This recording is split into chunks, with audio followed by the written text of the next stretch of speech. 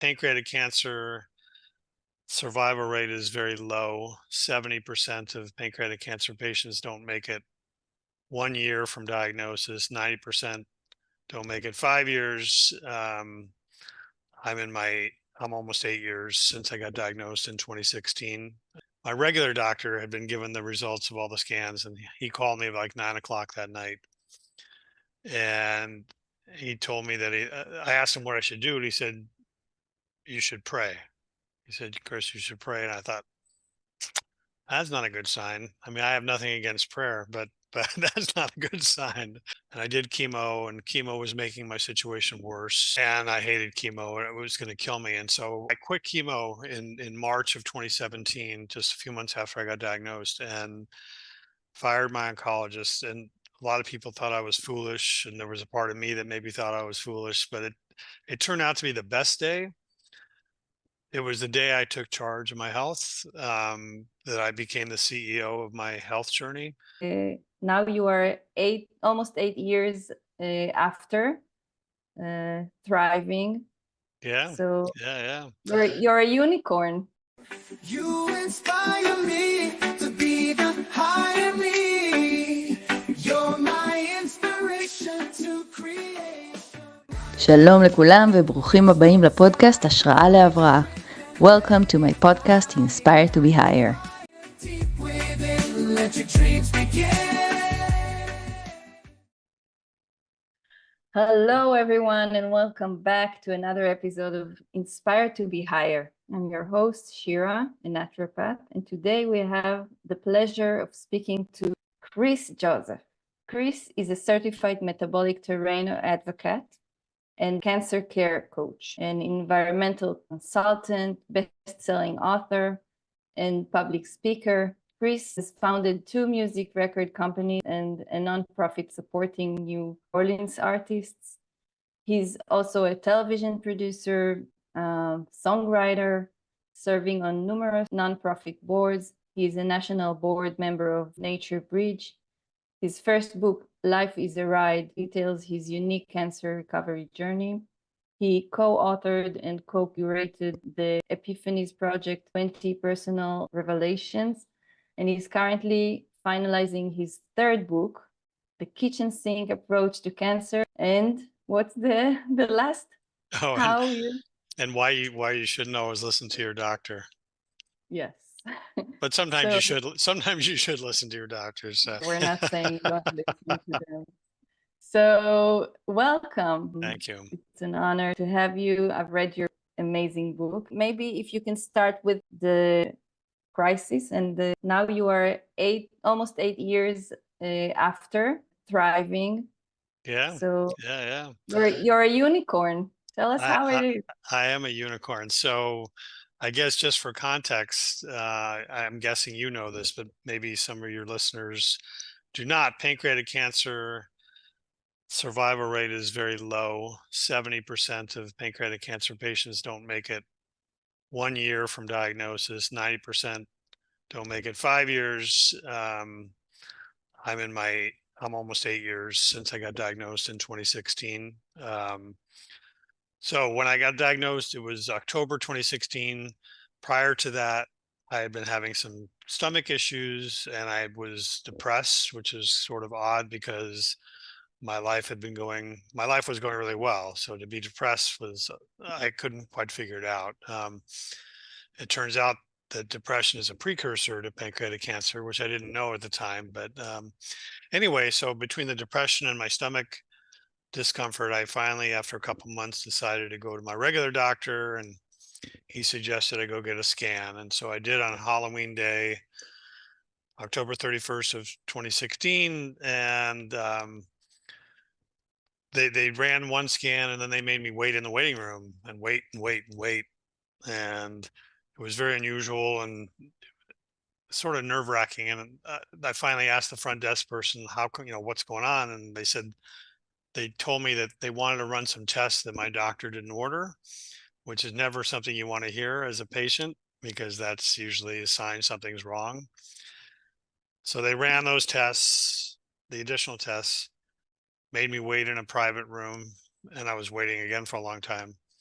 And then finally the radiologist came in and told me that I had a mass in my pancreas, and it was devastating to hear. It really was. I mean, it shocked me. I had no idea. And yeah, so that was day one. That was day one. Oh, then the other the other thing that night, my regular doctor had been given the results of all the scans, and he called me like 9 o'clock that night, and he told me that I asked him what I should do, and he said, "You should pray." He said, "Chris, you should pray." And I thought, that's not a good sign. I mean, I have nothing against prayer, but that's not a good sign. I was looking for something a little bit more concrete at that point. One other thing about that day was that I told my immediate family members, my girlfriend, telling my kids who were 14 and 12 at the time, that was the hardest thing I've ever had to do. And yeah, so that was day one. Day one was the worst. I mean, I don't know where you want to go from with this, but yeah, day one was the absolute worst. So I read your book and I really felt as if I was walking alongside you through each chapter of your journey. And before we really dive into the depth of your experience, I'd like to share a bit of my personal connection to this topic. My father, who I was extremely close to, was diagnosed with pancreatic cancer. Mhm. And I also hit rock bottom when he was diagnosed, and also really trying to find the best way to help him. So this conversation is not just professional, it's profoundly personal for me as well. So absolutely, the beginning is the worst. It's a daunting diagnosis, but what aspect of your journey do you think offers most inspiration? Because this is what this podcast is about. It's a great question.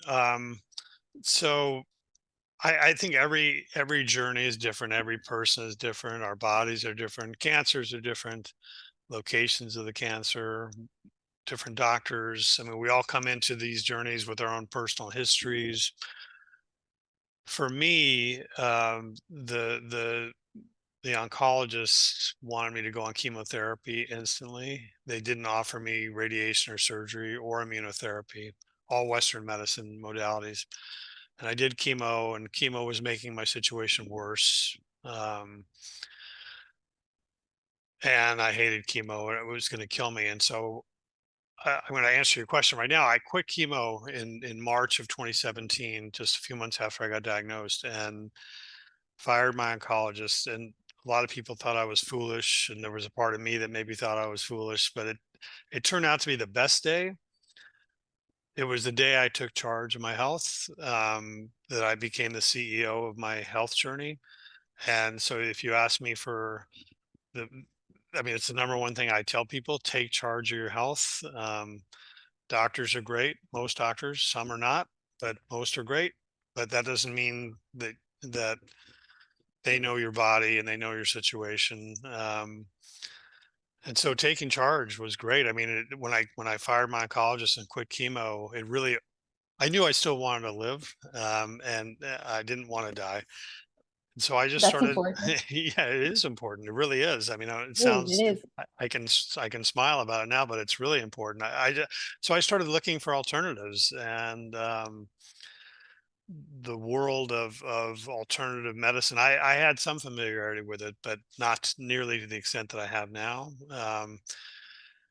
I had a friend who had gone to Germany for some treatment. My naturopathic doctor in Los Angeles, where I was living at the time, um, also offered some non-traditional modalities. And so that's really the journey I embarked on. I still did some Western medicine immunotherapy, but I was always the one calling the shots. The doctors I was working with subsequent to me firing the first oncologist would say, well, you can do this, you can do this, you can do this. And I was the one who always decided what I wanted to do. And yeah, then I started feeling better. It took a while to turn things around. It's not an instantaneous thing. And I guess the other thing I would tell, or other thing I would tell your listeners right now is it's a lot of work. And I don't say that in a negative way. It's a lot of work to get healthy and stay healthy. And I still do a lot of work even now, almost 8 years later, but it's really worth it. It's really, really worth it. My life is better 8 years into this than it was before. And if someone would have told me you'll get diagnosed with pancreatic cancer, you'll be alive, and your life will be better 8 years later, I would have thought they were crazy. But it's true. It's really true. Amazing, wise words indeed. Thank you, first of all, for sharing not just your story, but also these powerful insights that can light the way for others, and also for our listeners dealing with this disease or others, or watching a loved one fight such a battle. I know that now you're an advocate. You've come across a metabolic approach to cancer. And can you share about that and how that became a part of what you do and how you deal with patients who come seeking for advice? I will. So one of the integrative doctors I was using in Los Angeles after I got diagnosed had been trained under Dr. Nasha Winters. And so my doctor was Melanie Giesler. So she taught me a lot. It was coming from Nasha, but Dr. Giesler taught me a lot about eating healthier, about moving my body, about dealing with toxins in my environment, about trying to deal with trauma. Dr. Giesler wanted me to do keto, which I think is an important part of the metabolic approach to cancer. Full disclosure, I didn't do it, but I believe in it. I did do low carb, which is sort of one level below keto, but obviously it was good enough. So yeah, it worked. It worked. Individual. Yeah, it worked. So I started feeling better, like I said, later in 2017. But and then I should have added this. I was very public with my journey. I was posting on Facebook and writing blogs, and I had a newsletter and mailing list and all that. And so everyone in my world knew about my journey. And so then when I started doing better, I started getting calls from people around the world, literally around the world, mostly in the US, but and they would always ask me, what did you do? Tell us what you did. And because pancreatic cancer, as you used the word earlier in this conversation, it's a unicorn.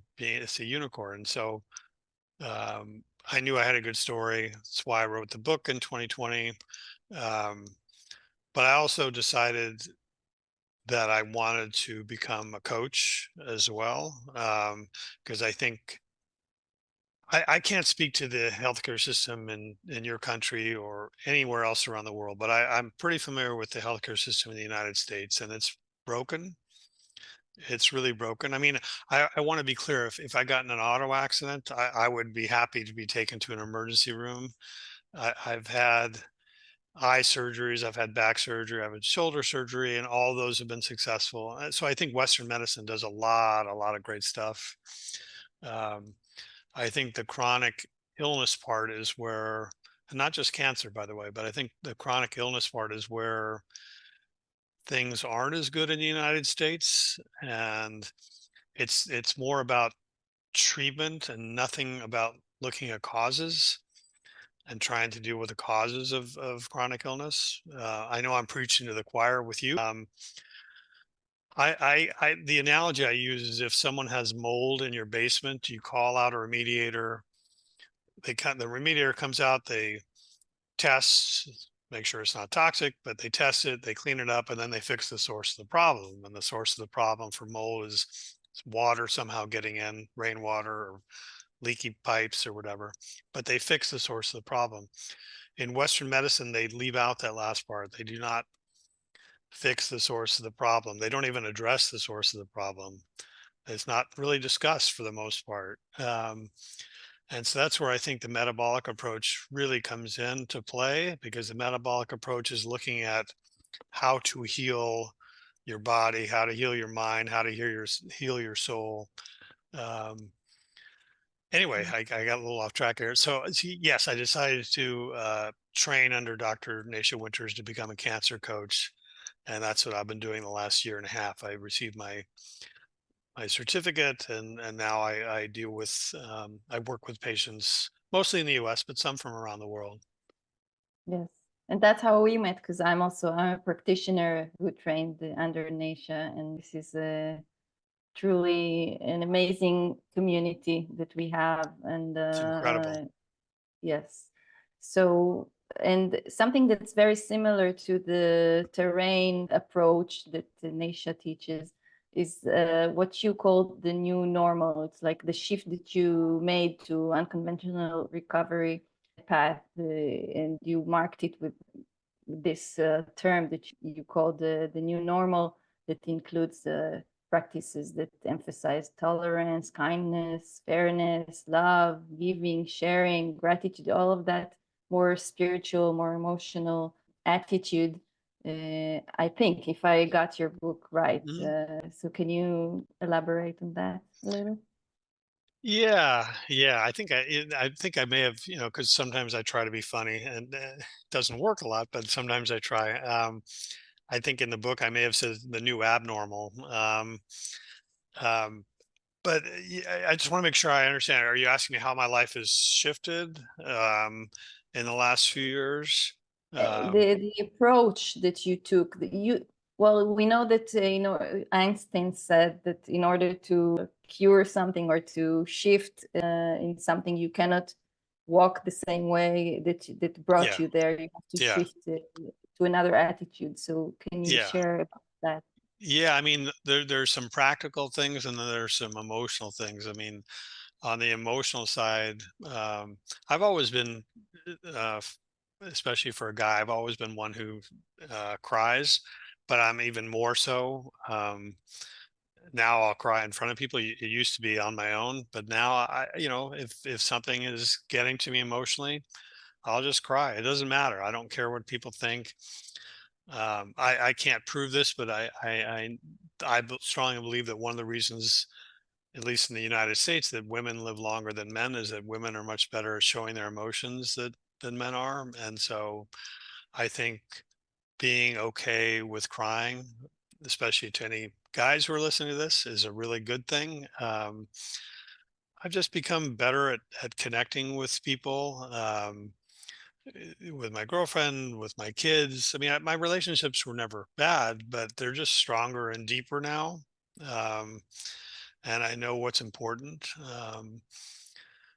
I've always been good at laughing and making jokes and stuff, and I lean into that because life is sort of absurd sometimes.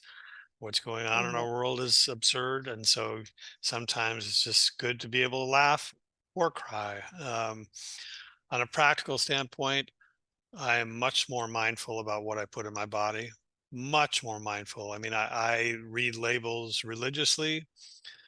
I still do low carb. Um, I, I just think, I mean, I live in New Orleans now, and it's harder to find healthy food here, but I do it because the choice for me is pretty basic. Do I want to be alive and stay healthy, or do I want to die of cancer or some other chronic illness? And so when I look at it from a very binary standpoint, the choice is easy, and I can avoid eating bad foods. I'm really mindful about moving my body every day. Sometimes a couple hours a day, maybe a little bit more, depending on the day. I think, again, I'm speaking in the United States. I don't know what things are like in other countries for the most part, but actually, that's not true. I'll talk about the Netherlands in a second. But in the United States, the populace has become very sedentary. I don't say this with any criticism. It's an observation, but the U.S. population has become very obese, and all these things are leading to chronic illness. And so I'm doing it. I'm moving my body every day and eating right, not only to help myself, but also to hopefully live as an example for other people that we're not going to medicate our way out of chronic illness. We're just not. The only way to do it is to choose to make better lifestyle choices. It's really the only way. Yes, I really appreciate you bringing up the depression that was a precursor, that was something that came before as a sign. And also now that you were talking about crying and emotions, how important it is to let them show, to be human. And of course, now that you mentioned these strategies that you take, you didn't mention, but I know you're also doing infrared sauna, Yeah, right? So that's another good every day. amazing. So you really do set a good example. You said that you wanted to mention something about the Netherlands. Oh, right. So my older son goes to college in the Netherlands. So I've had the pleasure of going to visit him. I've been there 4 times in the last 3 years, and I notice when I'm in the Netherlands, especially in Amsterdam, people walk everywhere, they ride their bikes, um, and they're a thinner population. And that's not an accident. It is not an accident that people are just more fit over there. To be fair, I also notice a little bit more cigarette smoking over there, but Right. than I do in the United States. But that's about the only lifestyle choice I can see that may trail the U.S. Yeah. I mean, I know how to trace the sedentary lifestyle in the United States. I mean, it started, I think, in the 60s with air conditioning. And that seems like, what connection can I make with that? People started staying indoors more once they had air conditioning because it became more comfortable. And so they were just outside less. And then we had television. And so there was entertainment in the house as opposed to being outside and playing or talking with your neighbors or whatever. So our modern lifestyles have brought us some creature comforts, like air conditioning is great, right? I have it on my house right now, but it's also led to some things that aren't as good, like we don't move our bodies as much. Yes, it's two things coming to mind. One is really the lifestyle, and it really got worse in the Corona time. That the Zoom became like that's how we connect now, and so we're more sedentary. The children are more. They don't go out. They have Zoom meetings for school and all of that, which is really problematic, not just because we're sedentary, but also the blue light that we're exposed to, this whole not natural environment, which leads me to the other issue, which is we used to be connected to nature, and that gave us so much, that it gave us it empowered us. We were able to unload a lot of stress. And today we exchanged our connection to nature to our connection to technology, which is even more disempowering us. These two issues are really making us weaker and I think more strange to ourselves, to our nature, to nature outside, and we're not in alignment with who we really are, and that's illness. We're not meant to be indoors all the time. Early on in my journey, I had a cancer coach, and he advised me just to go outside. He called it a nature walk, but it was in my neighborhood in Santa Monica in California. And so it wasn't really a nature walk, but he said, look at the trees when you're outside. If you can hear birds, focus on hearing the birds. If there are kids playing outside, notice them. Just be outside. And I would notice, even for 20 minutes a day, how much better it would make me feel just getting outside. And it sounds like such a woo-woo thing, but it really, really works. I mean, I think it's better if you can do more than 20 minutes, but you can do as little as 20 minutes and really still reap the benefits of physical benefits, emotional benefits, getting vitamin D, breathing fresh air. It's really remarkable. It is. It is. So as we wrap up, 2 questions I ask all my guests. One is, I'd love to know what inspires you the most. And 2, to build on that, how do you hope to inspire others in your journey? So one inspiration is my kids. My kids are 21 and 19 now.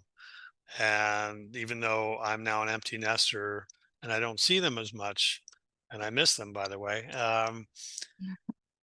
they still inspire me. They really do. I am lucky. My kids are pretty healthy and doing well in their lives. I don't take credit as a parent. I think some of parenting is just luck. But I got lucky. And they inspire me. I even though we don't talk as frequently, I'm amazed by their lives. From a more macro level, what inspires me now, I'm on a mission now. It took me a long time to find my mission, but my mission is to talk to people, and I'll talk to anyone about getting healthier and staying healthy. I mean, it goes beyond cancer. It really does. I think it's difficult sometimes to cut through all the noise, whether it's on social media or even with friends. I mean, talking to people about health is a touchy thing sometimes. But I try to do it in a delicate way. I don't do it unsolicited. I only talk to people if they want me to talk to them. But it's my mission. None of us know how much longer we're going to have. We all know that we're going to die. It's a question of how and when. If I get lucky, I'll get another 20 or 30 years. But however long I have left, I want to do what I'm doing now, which is talk to people about getting healthier and staying healthier. Beautiful. I love it. Mm.